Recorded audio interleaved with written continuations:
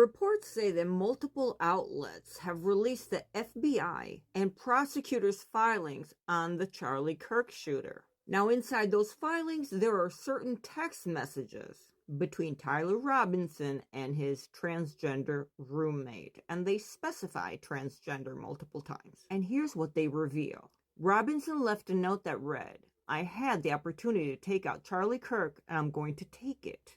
Now, when the roommate asks, "Are you the one that did it?" Robinson replies, "I am. I'm sorry." He then explained, "I had enough of his hatred. Some hate can't be negotiated out." He admitted that he had been planning the attack for over a week. Robinson also told his roommate that the only thing he left behind was his rifle wrapped up in a towel. He reminded them how he had engraved the bullets and even made a dark joke.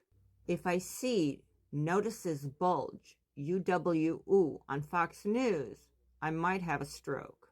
What? Then he finally urges his roommate to delete this conversation. And he also tells him, "Do not talk to the media if anyone comes to question you." And then tells him to ask for a lawyer and remain silent. Prosecutors have charged Robinson with aggravated murder, firearm discharge, obstruction of justice, witness tampering, and more. And they are seeking the death penalty. This case has sparked nationwide debate about political speech, ideological violence, and whether we are watching the dangerous result of what many are calling stochastic terrorism. That would be me. When repeated demonization of a political figure eventually triggers someone unstable to act. So what do you think?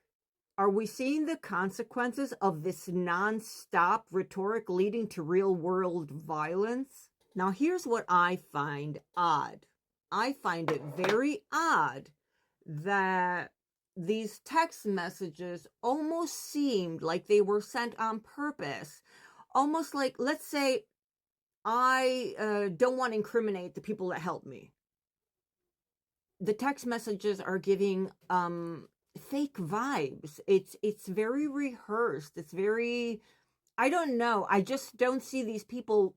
That's not how regular Gen Z talks. These text messages seem like they were strategically written, almost like an essay. What should I write to? You know what I mean? So now they're looking into all of his socials and seeing who was involved with it. And they're bringing a lot of things to light. The narrative is building up day by day. But what I find to be strange, it was almost too easy to catch him, to find out the motives, the evidence left behind.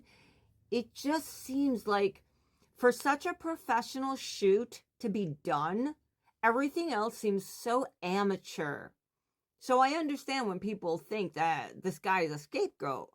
And this is another thing that's really highly suspicious. They showed on the news, they're like, "Oh, there was this court hearing, Tyler Robinson." Okay. And then they show him that he's like in a video call, like he's on Google Meet. He wasn't in the courtroom. I find that weird. I find it weird that the media isn't surrounding his house and his relatives to get interviews. We've seen nothing of that. I find it weird that these people don't have normal socials. Like, it's weird.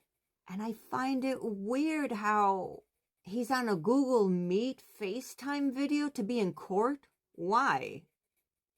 Weren't we only doing that during COVID? It's weird. Why isn't he in a real courtroom? And the FBI hasn't released this information. They're saying that the investigators. So what do you think on the whole thing? What's going on here? Something, I don't know. What do you think? Let me know in the comments.